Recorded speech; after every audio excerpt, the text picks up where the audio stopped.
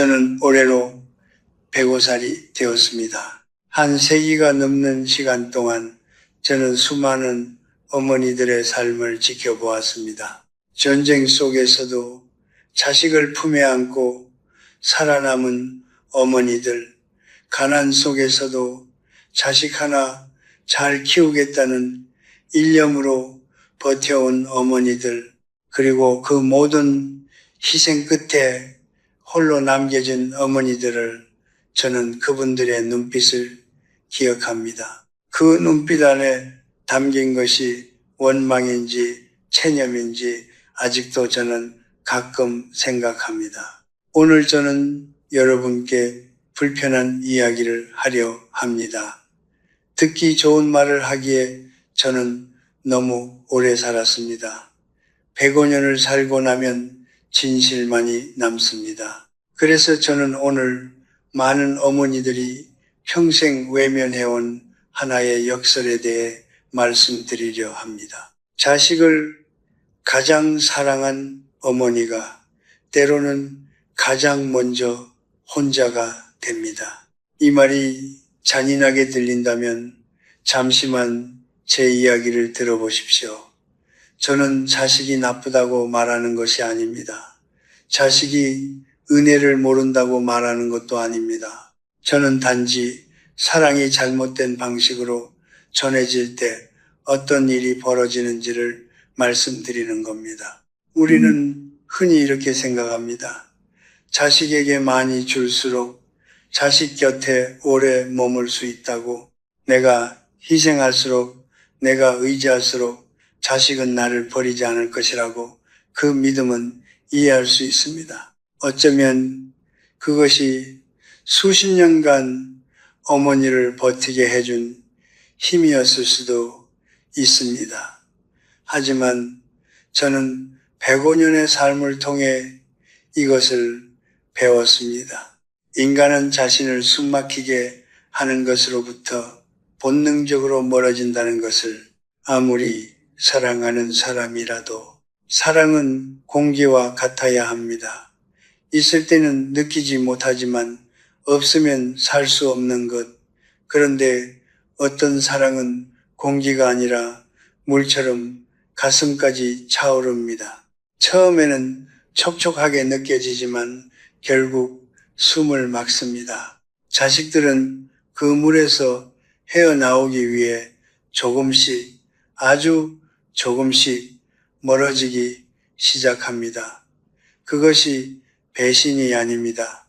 그것은 생존입니다. 제가 젊었을 때 저는 한 친구의 어머니를 알았습니다. 그분은 아들 하나만 바라보며 살았습니다. 아들의 성공이 곧 자신의 성공이었고 아들의 행복이 곧 자신의 전부였습니다. 그런데 그 아들은 나이가 들수록 어머니의 집에서 점점 발길이 뜸해졌습니다. 나쁜 아들이었냐고요? 아닙니다. 그는 어머니를 사랑했습니다. 다만 어머니 집에 다녀오면 며칠간 마음이 무거웠다고 나중에 고백했습니다. 아무것도 하지 않았는데 죄인이 된 느낌이 든다고, 그 무게를 피하려 했을 뿐이라고. 죄책감은 사랑을 낳지 않습니다. 죄책감은 회피를 낳습니다. 오늘 이 이야기를 듣고 계신 분이 어머니라면, 혹은 어머니를 곁에 둔 분이라면 저는 여러분께 묻고 싶습니다. 지금 여러분 곁에 자식이 있다면 그 아이는 의무감으로 온 것입니까? 아니면 보고 싶어서 온 것입니까? 그 차이가 전부입니다. 그 차이 안에 오늘 제가 드릴 이야기가 모두 담겨 있습니다. 저는 이제 여러분께 어떻게 하면 자식이 의무가 아닌 그리움으로 어머니를 찾게 되는지를 말씀드리려 합니다. 그것은 더 많이 희생하는 방법이 아닙니다. 더 많이 연락하는 방법도 아닙니다. 그것은 어머니 자신이 먼저 온전한 한 사람이 되는 것입니다. 저는 90살이 넘었을 때 한 가지 사실을 깨달았습니다. 사람은 자신을 행복하게 해주는 사람 곁으로 가고 자신을 무겁게 만드는 사람으로부터 멀어진다는 이것은 냉정한 이야기가 아닙니다. 이것은 인간의 본성입니다. 아무리 깊은 사랑도 아무리 단단한 혈연도 이 본성을 완전히 이기지는 못합니다. 많은 어머니들이 자신도 모르는 사이에 자식을 감정의 보호자로 만들어버립니다. 전화를 받지 않으면 밤새 잠을 못 잔다고 말합니다. 오랫동안 연락이 없으면 몸이 아프다고 합니다. 명절에 오지 않으면 서운함을 며칠째 표현합니다. 이 모든 것들은 사랑에서 비롯된 것입니다. 저는 그것을 압니다. 하지만 자식의 입장에서 이것이 어떻게 느껴지는지도 저는 압니다. 자식은 점차 어머니의 감정 상태를 자신이 책임져야 한다는 무게를 느끼기 시작합니다. 전화 한 통을 안 하면 어머니가 힘들어진다는 것을 알기에 전화를 합니다. 하지만 그 전화는 더 이상 보고 싶어서 하는 전화가 아닙니다. 죄책감을 피하기 위한 전화입니다. 그 순간부터 관계의 성질이 바뀝니다. 저는 오래전에 한 제자를 가르쳤습니다. 총명하고 성실한 청년이었는데 그에게는 늘 어딘가 무거운 표정이 있었습니다. 어느 날 그가 제게 조용히 털어놓았습니다. 어머니께 전화를 드릴 때마다 마음이 먼저 긴장된다고, 통화가 끝나고 나면 왜인지 피곤하다고, 어머니를 사랑하지 않는 것이냐고 스스로에게 묻는다고. 저는 그에게 이렇게 말했습니다. 네가 어머니를 사랑하지 않는 것이 아니다. 다만 사랑이 의무가 되어버렸을 때 인간은 그것을 의무처럼 수행하게 된다. 그리고 의무는 언젠가 반드시 필요로 변한다고. 감정적 의존이 위험한 이유는 그것이 관계를 서서히 의무의 구조로 바꾸기 때문입니다. 처음에는 작은 것들입니다. 네가 전화해줘야 엄마가 잠을 잔다. 네가 와줘야 엄마가 밥을 먹는다. 이런 말들은 자식의 마음속에 조용히 쌓입니다. 사랑으로 시작했지만 점점 빠져나올 수 없는 감정의 망이 됩니다. 자식은 어머니를 피하고 싶은 것이 아닙니다. 그 무게로부터 잠시 숨고 싶은 것입니다. 그런데 어머니는 멀어지는 발걸음을 사랑이 식은 것으로 해석합니다. 그리고 더 강하게 붙잡으려 합니다. 더 자주 전화하고 더 많이 서운함을 표현합니다. 악순환이 시작됩니다. 제가 100년의 시간을 통해 본 진실이 있습니다. 자식이 어머니를 진심으로 자주 찾는 경우 그 어머니는 대부분 한 가지 공통점을 가지고 있었습니다. 자식이 돌아갔을 때 자식이 죄책감이 아닌 충전된 느낌을 받는다는 것입니다. 그 어머니들은 자식에게 감정을 요구하지 않았습니다. 오히려 자식이 지쳐서 오면 따뜻한 밥 한 그릇과 아무 말 없는 공간을 내어 주었습니다. 아무것도 묻지 않았습니다. 아무것도 요구하지 않았습니다. 그저 있었습니다. 그 고요함이 자식을 다시 불러들였습니다. 여러분, 사람은 자신을 비우게 해주는 곳으로 돌아옵니다. 자신을 채워야 하는 곳으로는 점점 발길이 무거워집니다.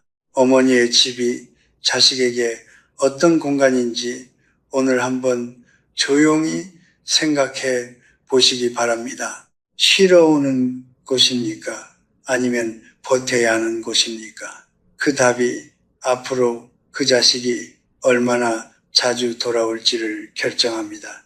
저는 어머니를 탓하는 것이 아닙니다. 저는 어머니들이 너무 오랫동안 잘못된 방식으로 사랑받지 못했다고 생각합니다. 스스로의 감정을 돌봐주는 사람 없이 오직 자식만을 위해 살아왔기에 어느 순간 자식이 그 감정의 유일한 출구가 되어버린 것입니다. 그것은 잘못이 아닙니다. 하지만 바꿔야 합니다. 자식을 위해서가 아니라 어머니 자신을 위해서. 감정의 무게를 혼자 들 수 있는 사람, 그 사람 곁에 사람들은 오래 머뭅니다. 왜냐하면 그 사람은 아무것도 요구하지 않기 때문입니다. 그저 함께 있는 것만으로 충분한 사람, 자식이 그리워하는 어머니는 바로 그런 어머니입니다. 내가 너를 위해 얼마나 많이 희생했는지 알아? 이 말을 한 번도 들어보지 못한 자식은 아마 없을 것입니다.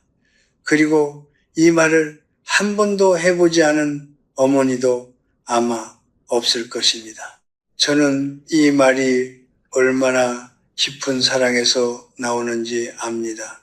평생을 자식 하나만 바라보며 살아온 사람이 그 삶의 무게를 표현하는 방식이 바로 이 말이라는 것도 압니다. 하지만 저는 105년을 살면서 이 말이 관계에 어떤 일을 하는지도 보았습니다. 그래서 오늘 저는 여러분께 불편하지만 꼭 필요한 이야기를 드리려 합니다. 희생의 언어는 사랑처럼 들리지만 자식의 귀에는 청구서처럼 닿습니다. 이것은 자식이 나쁘기 때문이 아닙니다. 인간의 심리가 그렇기 때문입니다. 누군가 나에게 내가 이만큼 해줬다고 말하는 순간 우리는 본능적으로 계산을 시작합니다.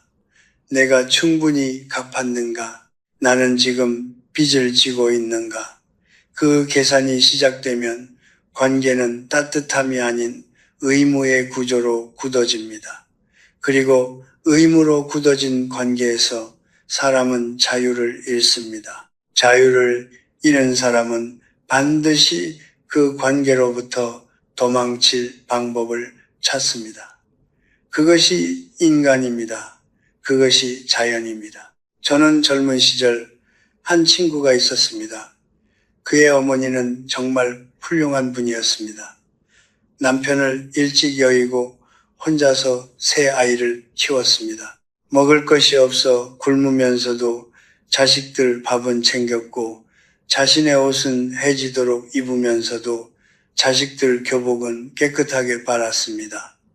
그 희생은 진짜였습니다. 아름다운 것이었습니다. 그런데 그 어머니는 자식들이 다 자란 후 그 희생을 언어로 자주 표현했습니다. 밥상 앞에서도 명절 자리에서도 자식들이 조금이라도 기대에 미치지 못한다 싶으면 내가 얼마나 고생했는데 라는 말이 나왔습니다. 그 말이 나올 때마다 자식들의 표정이 굳는 것을 저는 옆에서 보았습니다.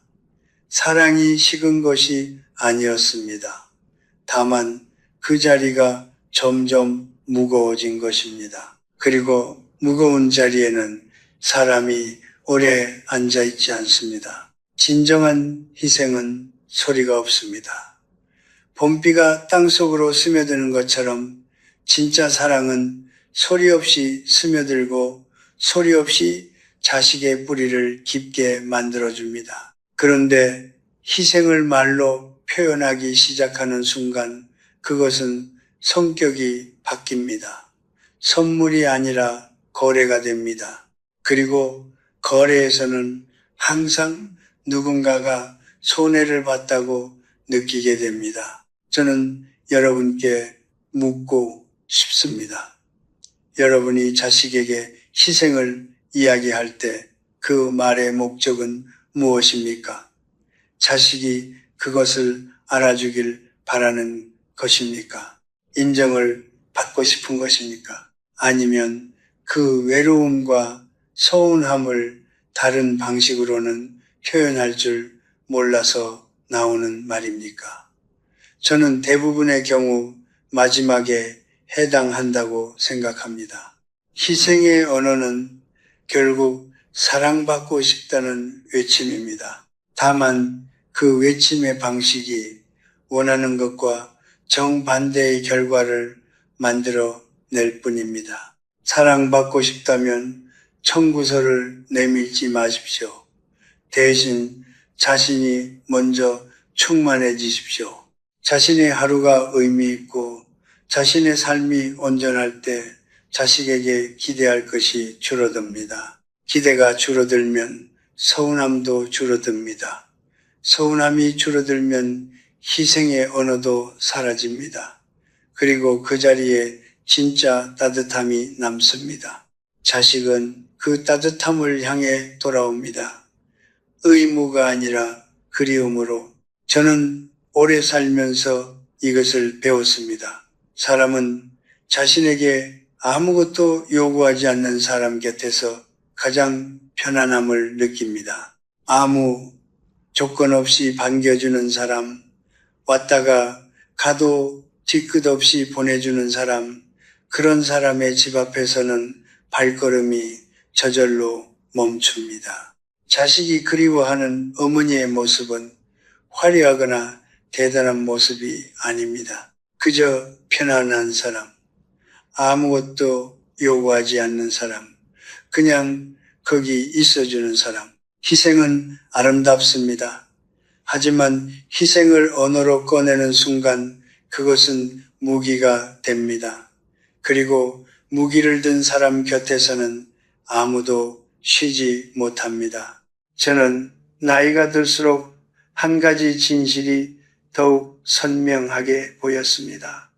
인간은 자신의 삶이 좁아질수록 남의 삶에 더 깊이 들어가려 한다는 것입니다. 자신의 세계가 풍요로운 사람은 타인의 삶을 존중할 여유가 있습니다. 하지만 자신의 세계가 텅 비어버린 사람은 가장 가까운 사람의 삶 속으로 들어가는 것 외에 다른 방법을 모릅니다. 그리고 많은 어머니들에게 그 가장 가까운 사람은 바로 자식입니다. 자식이 어릴 때는 간섭이 보호였습니다.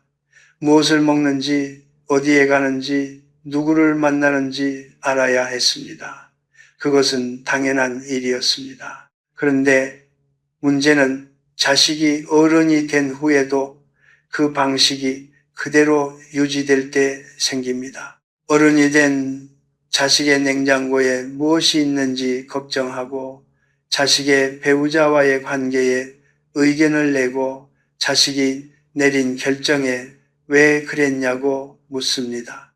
이 모든 것이 사랑에서 나온다는 것을 저는 압니다. 하지만 자식의 입장에서 이것은 더 이상 보호가 아닙니다. 자신의 삶이 온전히 자신의 것이 아닌 느낌입니다. 그리고 사람은 자신의 삶을 온전히 살 수 없는 공간에서는 오래 머물지 않습니다. 제가 젊은 시절 알던 한 여인이 있었습니다. 남편과 일찍 사별하고 아들 둘을 키운 분이었습니다. 아들들이 결혼한 후에도 그분은 매일 전화를 했습니다. 며느리의 요리에 대해, 손자의 교육에 대해, 아들의 직장 선택에 대해 끊임없이 이야기했습니다. 본인은 그것이 관심이라고 생각했습니다. 하지만 아들들은 그것을 감시라고 느꼈습니다. 처음에는 부드럽게 거리를 두었고 그 다음에는 전화를 줄였고 결국에는 명절에도 잠깐 들렀다 가는 것이 전부가 되었습니다. 그분은 이해하지 못했습니다. 내가 이렇게 관심을 주는데 왜 자식들이 멀어지는지를. 하지만 저는 보았습니다. 관심이 경계를 넘는 순간 그것은 더 이상 관심이 아니라는 것을. 사랑은 상대방의 공간을 존중할 때 비로소 완성됩니다. 자식의 삶에 들어가고 싶다면 먼저 초대를 기다려야 합니다. 초대받지 않고 들어가는 것은 아무리 좋은 의도라도 침입입니다. 그리고 침입을 당한 사람은 반드시 문을 잠급니다. 그런데 간섭의 문제와 함께 저는 오늘 더 깊은 이야기를 드려야 합니다. 간섭이 생겨나는 근본적인 이유에 대한 이야기입니다. 많은 경우 자식의 삶에 지나치게 개입하는 어머니들은 자신만의 삶이 없는 분들입니다. 친구가 없거나 취미가 없거나 하루를 채울 의미 있는 무언가가 없는 분들입니다. 그런 어머니에게 자식은 단순한 가족이 아닙니다. 자식이 곧 하루이고 자식이 곧 의미이고 자식이 곧 세상 전부가 됩니다. 그 무게를 받아야 하는 자식의 입장을 한번 생각해 보십시오.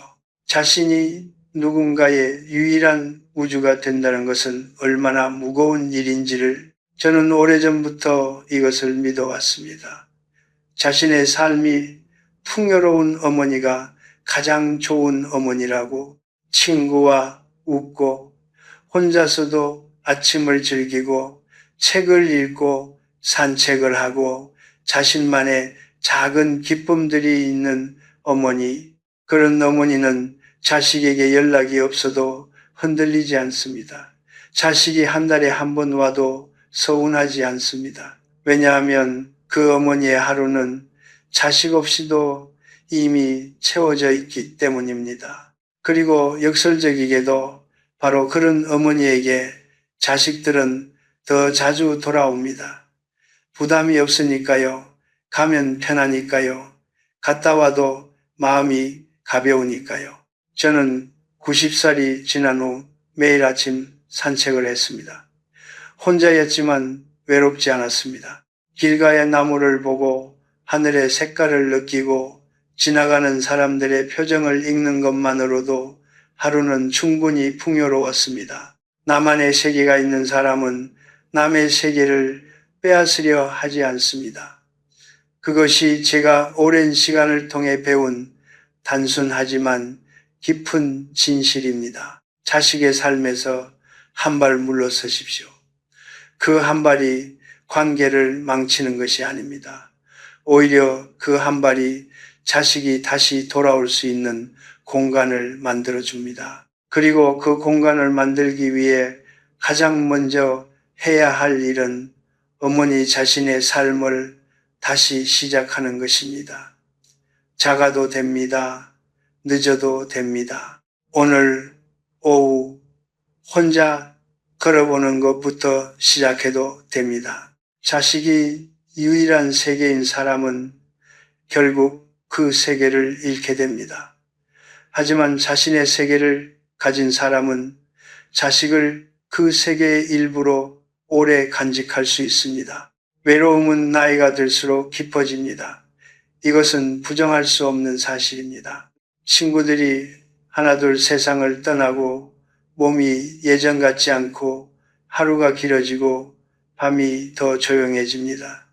저는 그 외로움을 압니다. 105년을 살면서 저 역시 그 깊은 고요 속에 수없이 앉아 있었습니다. 그러니 오늘 제가 드리는 이야기는 외로움을 모르는 사람의 이야기가 아닙니다. 외로움을 누구보다 잘 아는 사람의 이야기입니다. 그런데 저는 오래 살면서 한 가지 중요한 것을 배웠습니다. 외로움에는 두 가지 종류가 있다는 것입니다. 하나는 스스로 안고 가는 외로움이고 다른 하나는 누군가에게 해결을 요구하는 외로움입니다. 첫 번째 외로움은 사람을 깊게 만듭니다. 자신의 내면을 들여다보게 하고 삶의 의미를 다시 묻게 하고 조용한 가운데 지혜를 키워줍니다. 하지만 두 번째 외로움은 관계를 무너뜨립니다. 왜냐하면 어떤 사람도 심지어 가장 사랑하는 자식도 다른 사람의 외로움을 완전히 채워줄 수는 없기 때문입니다. 그것은 인간의 능력 밖의 일입니다. 저는 노년에 접어든 어머니들이 자식에게 이렇게 말하는 것을 많이 들었습니다. 네가 자주 와야 엄마가 안 외롭지. 너라도 곁에 있어줘야 엄마가 살지. 이 말을 듣는 자식의 마음을 여러분은 생각해 보셨습니까? 처음에는 죄책감으로 더 자주 찾아갑니다. 하지만 시간이 지나면서 자식은 깨닫습니다. 자신이 아무리 자주 가도 어머니의 외로움이 채워지지 않는다는 것을, 자신이 가 있는 동안만 잠시 외로움이 덮어질 뿐 돌아서는 순간 다시 어머니의 눈빛이 어두워진다는 것을 그때 자식은 무력감을 느낍니다. 그리고 무력감은 결국 회피로 이어집니다. 해결할 수 없는 문제 앞에서 인간은 그 자리를 피하게 되어 있습니다. 저는 오래전에 한 어머니를 알았습니다. 70이 넘은 분이었는데 두 딸이 모두 멀리 살고 있었습니다. 딸들은 한 달에 한 번씩 교대로 어머니를 찾아왔지만 그 어머니는 딸들이 돌아갈 때마다 눈물을 보였습니다. 또 언제 오려고? 너희가 가면 엄마는 어떻게 사니? 그 말을 들으며 자란 딸들은 점차 어머니 집 방문이 두려워졌습니다. 가는 것도 힘들지만 돌아오는 것이 더 힘들었기 때문입니다. 어머니를 두고 돌아서는 그 순간의 죄책감이 너무 컸기 때문입니다. 결국 방문 횟수는 줄었고 어머니는 더 외로워졌습니다. 어머니가 원했던 것과 정반대의 결과가 된 것입니다. 외로움은 자식이 해결해 줄 수 있는 문제가 아닙니다. 외로움은 오직 자기 자신만이 다룰 수 있는 것입니다. 그렇다면 어떻게 해야 하는가? 저는 이렇게 생각합니다. 외로움을 없애려 하지 말고 외로움과 함께 사는 법을 배워야 한다고. 외로움은 적이 아닙니다. 외로움은 노년이 우리에게 주는 조용한 시간입니다. 그 시간 속에서 우리는 비로소 자신과 마주할 수 있습니다. 평생 바쁘게 살아오면서 한 번도 제대로 들여다보지 못했던 자신의 내면과 그 고요한 시간 속에서 처음으로 대화할 수 있습니다. 저는 80대에 일기를 쓰기 시작했습니다. 거창한 것이 아니었습니다. 오늘 하늘이 어떤 색이었는지, 아침 밥상에 어떤 냄새가 났는지, 지나가는 아이를 보며 무슨 생각이 들었는지, 그런 작은 것들을 적었습니다. 처음에는 외로움을 달래려는 시도였습니다. 그런데 어느 날부터 그 시간이 외롭지 않았습니다. 오히려 그 시간이 하루 중 가장 충만한 시간이 되었습니다. 자식이 전화를 해도 기쁘고 전화를 안 해도 흔들리지 않을 수 있었습니다. 왜냐하면 저에게는 이미 저만의 시간이 있었기 때문입니다. 외로움을 스스로 안고 갈 수 있는 사람, 그 사람 곁에 사람들은 오히려 더 오래 머뭅니다. 아무것도 요구하지 않으니 부담 없이 올 수 있습니다. 왔다 가도 마음이 가벼우니 또 오고 싶어집니다. 자식이 자주 찾아오는 어머니들의 공통점은 결코 자식을 강하게 붙잡는 어머니들이 아니었습니다. 오히려 자식이 왔다 갈 때 가볍게 손을 흔들어 보낼 수 있는 어머니들이었습니다. 잘 가라, 잘 살아라, 엄마는 괜찮다. 그 말 한마디가 자식의 발걸음을 다시 돌아오게 만듭니다. 외로움을 자식에게 해결받으려 하지 마십시오. 대신 그 외로움 속에서 자신을 발견하십시오. 오늘 하루 조용히 창가에 앉아 바깥을 바라보십시오. 하늘을 보고 바람을 느끼고 지금 이 순간 자신이 살아있다는 것을 느껴보십시오. 그것만으로도 하루는 충분히 아름다울 수 있습니다. 그리고 그 아름다움을 스스로 만들어낼 수 있는 사람은 결코 진정으로 외롭지 않습니다. 지금까지 저는 어머니들이 왜 혼자가 되는지에 대해 이야기했습니다. 감정적 의존, 희생의 언어, 지나친 간섭, 좁아진 세계, 그리고 외로움을 자식에게 해결받으려는 태도, 이 5가지가 결국 가장 사랑하는 사람을 멀어지게 만드는 이유들이었습니다. 하지만 저는 오늘 이 이야기를 여러분을 절망시키기 위해 드린 것이 아닙니다. 저는 지금부터 방향을 바꾸는 이야기를 드리려 합니다. 어떻게 하면 자식이 의무가 아닌 그리움으로 어머니를 찾게 되는지, 어떻게 하면 어머니의 집이 자식에게 쉬고 싶은 곳이 되는지 105년의 삶이 제게 가르쳐준 3가지 황금 법칙을 나누어 드리겠습니다. 첫 번째 법칙은 이것입니다.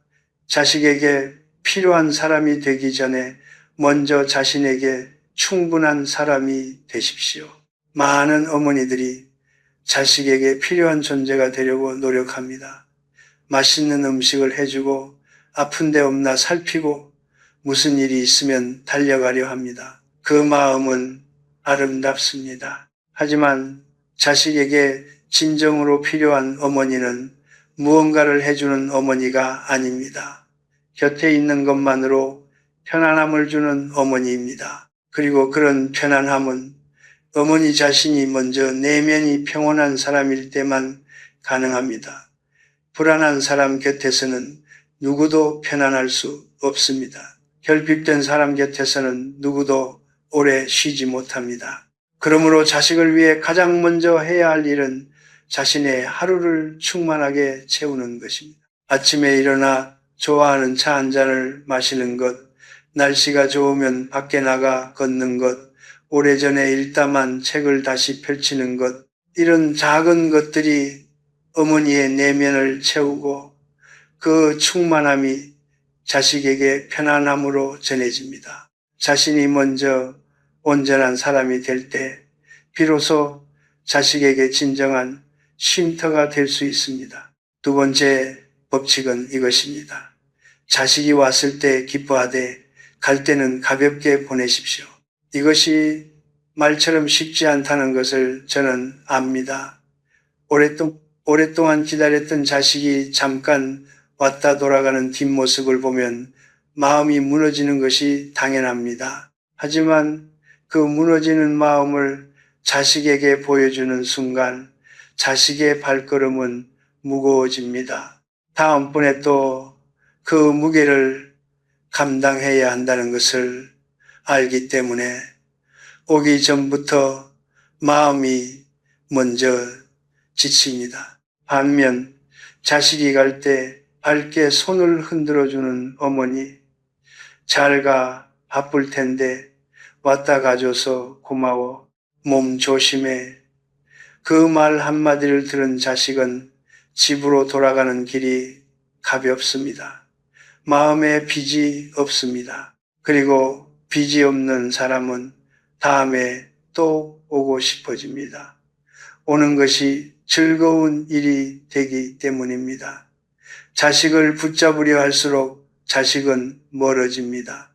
가볍게 보낼 줄 아는 어머니에게 자식은 스스로 돌아옵니다. 세 번째 법칙은 이것입니다. 자식의 삶을 존중하고 자신의 삶을 사랑하십시오.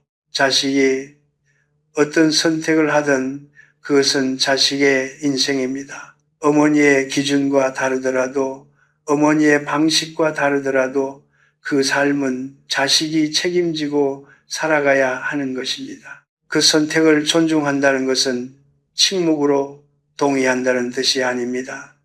내가 다 알고 있지만 그 삶은 네 것임을 인정한다는 뜻입니다. 그 인정이 있을 때 자식은 어머니를 친구처럼 느끼기 시작합니다. 판단받지 않는 곳에서 사람은 마음을 엽니다.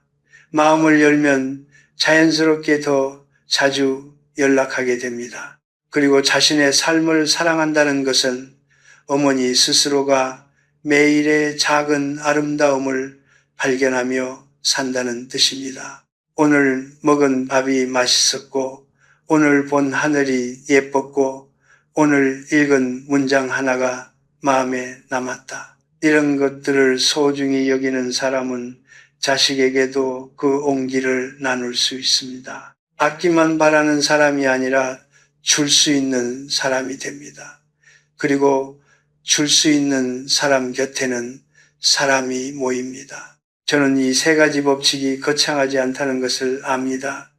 하지만 저는 105년의 삶을 통해 배웠습니다. 관계를 바꾸는 것은 언제나 거창한 변화가 아니라 작고 조용한 태도의 전환이라는 것을, 오늘 자식에게 전화를 한 통 덜 하는 것, 자식이 갈 때 웃으며 손을 흔드는 것, 혼자 있는 오후에 좋아하는 음악을 틀어놓는 것, 이런 작은 것들이 쌓여 관계의 온도를 바꿉니다. 그리고 그 온도가 바뀔 때 자식은 느낍니다. 어머니가 달라졌다고, 어머니 곁이 편안해졌다고, 그리고 그 편안함을 향해 조용히 발걸음을 돌리기 시작합니다. 자식이 의무감으로 오는 것과 그리움으로 오는 것은 겉으로는 같아 보입니다. 하지만 그 안에 담긴 것은 전혀 다릅니다.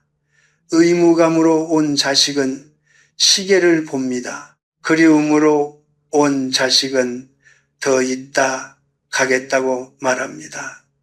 어머니가 원하는 것은 후자입니다. 그리고 그것은 어머니 스스로가 먼저 변할 때 가능해집니다. 저는 이제 105살입니다.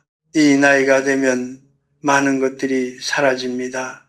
욕심도 사라지고 두려움도 많이 사라지고 남에게 보여주고 싶은 마음도 사라집니다. 남는 것은 단 하나입니다. 지금 이 순간 내가 살아있다는 것, 그리고 그것으로 충분하다는 조용한 감사입니다. 저는 오늘 이 자리에서 여러분께 화려한 이야기를 드리지 않았습니다.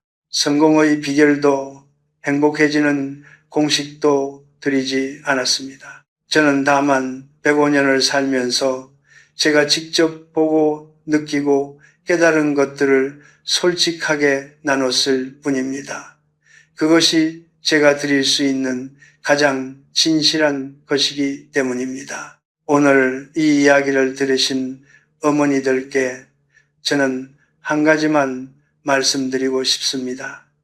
여러분은 충분히 잘 살아오셨습니다. 아무도 알아주지 않아도, 아무도 기억해 주지 않아도 여러분이 살아온 그 시간들은 진짜였습니다. 새벽에 일어나 밥을 짓고 아픈 몸을 이끌고 자식 곁을 지키고 눈물은 혼자 삼키며 웃음은 자식에게 내어준 그 모든 날들이, 그것은 아무리 세월이 지나도 지워지지 않는 아름다운 것들입니다. 하지만 이제는 그 아름다움을 자식에게 인정받으려 하지 않아도 됩니다. 그 아름다움은 이미 여러분의 것입니다. 누군가 알아주지 않아도 그 삶은 이미 충분히 빛났습니다. 제가 오늘 드린 이야기들이 혹시 마음을 아프게 했다면 그 아픔을 잠시 그대로 두십시오. 아픔은 무언가를 깨닫고 있다는 신호입니다. 그 신호를 외면하지 마십시오. 하지만 그 아픔에 너무 오래 머물지도 마십시오. 중요한 것은 어제가 아니라 오늘입니다. 지금 이 순간부터 조금씩 달라지면 됩니다. 오늘 자식에게 전화를 하더라도 용건만 간단히 하고 먼저 끊어보십시오. 자식이 바쁘다고 하면 그래, 바쁜 거 다 알아. 나는 괜찮아 라고 말해보십시오. 그 짧은 말 한마디가 자식의 마음속에 어떤 온기로 남는지 여러분은 곧 느끼게 될 것입니다. 저는 평생 수많은 이별을 겪었습니다. 친구들이 먼저 세상을 떠났고 사랑하는 사람들이 하나씩 제 곁을 떠났습니다. 처음에는 그 빈자리가 너무 커서 어쩔 줄 몰랐습니다. 하지만 시간이 지나면서 저는 알게 되었습니다. 사람은 떠나도 그 사람과 나누었던 따뜻한 순간들은 떠나지 않는다는 것을, 기억 속에 살아있는 그 온기가 외로운 밤을 버티게 해준다는 것을, 그러므로 지금 자식과 나누는 모든 순간들을 소중히 하십시오. 많은 시간이 아니어도 됩니다. 짧더라도 따뜻한 순간이면 충분합니다. 그 순간들이 쌓여 관계가 되고 그 관계가 나중에 여러분 곁을 지켜줍니다. 인간의 삶에서 가장 어려운 것은 내려놓는 것입니다. 자식에 대한 기대를 내려놓고 인정받고 싶은 마음을 내려놓고 외로움을 해결받고 싶은 바람을 내려놓는 것. 이것이 쉽다면 누가 이렇게까지 힘들게 살겠습니까? 하지만 저는 압니다. 내려놓는 순간 오히려 많은 것들이 돌아온다는 것을, 쥐고 있을 때는 보이지 않던 것들이 손을 펼치는 순간 보이기 시작한다는 것을, 그것은 어쩌면 삶이 우리에게 주는 가장 아이러니한 선물입니다. 자식이 여러분을 찾아오는 날 맛있는 것을 차려주십시오. 하지만 더 중요한 것은 그날 여러분의 표정입니다. 부담 없이 맞아주는 얼굴, 아무것도 요구하지 않는 눈빛, 그냥 반가워서 웃는 미소. 그것이 자식에게는 어떤 물질보다 값진 것입니다. 그리고 자식이 돌아갈 때 문 앞에 서서 손을 흔들어 주십시오. 잘 가, 건강해, 엄마는 잘 있어. 그 모습이 자식의 마음속에 오래 남습니다. 그 모습이 그리워서 자식은 다시 돌아옵니다. 마지막으로 저는 여러분께 이 말을 드리고 싶습니다. 여러분이 지금 얼마나 외롭든, 얼마나 서운하든, 얼마나 지쳐있든 여러분의 삶은 아직 끝나지 않았습니다. 오늘 이 순간에도 여러분의 삶은 계속되고 있습니다. 그 삶을 자식을 위해 살지 마십시오. 여러분 자신을 위해 사십시오. 그것이 역설적으로 자식에게 줄 수 있는 가장 큰 선물입니다. 스스로 온전하고 아름답게 살아가는 어머니의 모습, 그것이 자식이 평생 기억하는 어머니의 얼굴이 됩니다. 그것이 자식의 마음속에 살아있는 어머니의 목소리가 됩니다. 삶은 요란한 축제가 아닙니다. 삶은 조용한 강물입니다. 어떤 날은 잔잔하고 어떤 날은 거칩니다. 하지만 강물은 멈추지 않습니다. 어디로 가는지 다 알지 못해도 묵묵히 흘러갑니다. 여러분의 삶도 그렇게 흘러가고 있습니다. 그 흐름 속에서 오늘 하루도 조용히 아름다우시길 바랍니다. 저는 김영석입니다. 105년을 살았고 아직도 배우고 있습니다.